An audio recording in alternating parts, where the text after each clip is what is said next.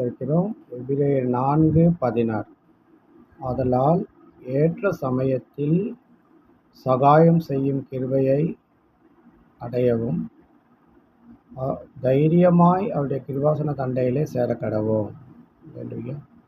அதனால் ஏற்ற சமயத்தில் இரக்கம் பெறவும் சகாயம் செய்யும் கிருபையை அடையவும் அவருடைய கிருபாசன தண்டையிலே சேரக்கடவோம்.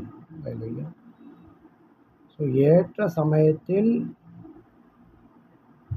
இரக்கம் பெறவும் சகாயம் செய்யும் கிருபையை அடையவும்.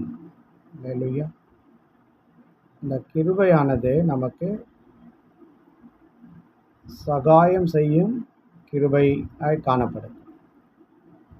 அந்த கிருபையானது பர்டிகுலர் டைமில் தான் நமக்கு தேவன் அதை வெளிப்படுத்துவார்.